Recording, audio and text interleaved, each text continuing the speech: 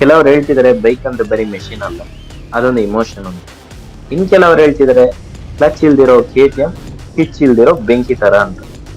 ಆದ್ರೆ ಒಂದ್ ನೆನಪಿಡಿ, ಹಿಸ್ಟ್ರಿ ಕ್ರಿಯೇಟ್ ಮಾಡಿರೋದು ಹಳೆ ಹಾದಿ ತುಳಿದು ಬಂದವರಿಂದಲ್ಲ, ಬಟ್ ಹೊಸ ಹಾದಿ ತುಳಿದವರಿಂದ ಮಾತ್ರ ಹಿಸ್ಟ್ರಿ ಕ್ರಿಯೇಟ್ ಮಾಡಿರೋದು. KTM ಅಂದ್ರೆ ಬರೀ ಸ್ಪೀಡ್ ಅಲ್ಲ, ಅದೊಂದು power.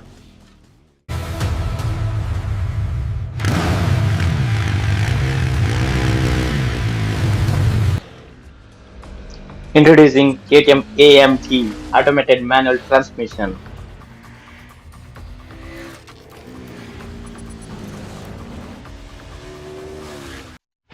This is future of gear shifting, comfort ಮತ್ತು ಸ್ಪೀಡ್ ನ ನಡುವೆ ಇರೋ ಪ್ಯೂರ್ ಟೆಕ್ನಾಲಜಿ ಬೈ KTM. ಈಗ ನಾವು ಮ್ಯಾನ್ಯಲ್ ಆಗಿ ಕೂಡ ನಮ್ಗೆ ಗೇರ್ ಶಿಫ್ಟ್ ಮಾಡ್ಬೋದು, ಅವ್ರು ಬೇಕು ಅಂತ ಹೇಳಿದ್ರೆ ಫುಲ್ಲಿ ಆಟೋಮೆಟಿಕ್ ಕೂಡ ಗೇರ್ ಹಾಕ್ಬೋದು. ಚಾಯ್ಸ್ ಇಸ್ ಯುವರ್ಸ್, ಯಾವ್ದು ಬೇಕೋ ಅದು ಚೂಸ್ ಮಾಡ್ಕೊಳ್ಬೋದು ಈಗ ನಮ್ಗೆ.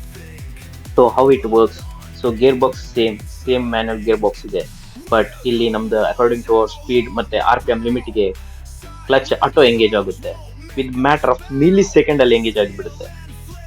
ಇನ್ ಕ್ಲಚ್ ಹಿಡಿಯೋ ಟೆನ್ಷನ್ ಇಲ್ಲ, ಏನಿದ್ರು ರೋಡ್ ಮೇಲೆ ಅಟೆನ್ಷನ್ ಮಾತ್ರ. ನೀವು ಕಣ್ರೆಪ್ಪೆ ಮುಚ್ಚೋಷ್ಟರಲ್ಲಿ ಇಲ್ಲಿ ಗೇರ್ ಶಿಫ್ಟ್ ಆಗಿರುತ್ತೆ. ಅಷ್ಟು ಫಾಸ್ಟ್, ಅಷ್ಟು ಪ್ರಿಸೈಸ್ ಆಗಿ ಈಗ ಟೆಕ್ನಾಲಜಿ ಮಾಡಿದ್ದಾರೆ KTM ಅವರು. So how it works, so directly ಇದು ನಿಮ್ಗೆ ಇಲ್ಲಿ ಮ್ಯಾನ್ಯಲ್ ಮತ್ತು ಆಟೋಮೆಟಿಕ್ ನಿಮ್ಗೆ ಆಪ್ಷನ್ ಇದೆ. ಅದು ನೀವು ಕ್ಲಿಕ್ ಕೊಟ್ಟ ತಕ್ಷಣ ECUಗೆ ಹೋಗುತ್ತೆ. ECU ಅಲ್ಲಿ ಅದು ಫುಲ್ ಕ್ಯಾಲ್ಕುಲೇಷನ್ ಮಾಡುತ್ತೆ. ಅದರ ಒಂದು ಟೆಕ್ನಾಲಜಿ ಯೂಸ್ ಮಾಡಿಕೊಂಡು ಯಾವ RPM ಅಲ್ಲಿ ಇದ್ರಿ, ಯಾವ ಸ್ಪೀಡ್ ಅಲ್ಲಿ ಇದ್ರಿ, ಡೈರೆಕ್ಟ್ ಗೇರ್ ಬಾಕ್ಸಿಗೆ ಸಿಗ್ನಲ್ ಕೊಡುತ್ತೆ. ಅಲ್ಲಿಂದ ಡೈರೆಕ್ಟ್ ಶಿಫ್ಟ್ ಆಗುತ್ತೆ. ಮ್ಯಾಟರ್ ಆಫ್ ಮಿಲಿ ಸೆಕೆಂಡ್ ಅಲ್ಲಿ ಶಿಫ್ಟ್ ಆಗುತ್ತೆ. ಅಷ್ಟು ಫಾಸ್ಟ್, ಅಷ್ಟು ಪ್ರಿಸೈಸ್ ಆಗಿ ಆಗುತ್ತೆ. ಸೊ ನಿಮ್ಗೆ ಇದರಲ್ಲಿ ಬೇಕಿದ್ರೆ ನಿಮ್ಗೆ ಮ್ಯಾನ್ಯಲ್ ಆಟೋ ಎರಡು ಸಹ ಚೆಕ್ ಮಾಡ್ಬೋದು.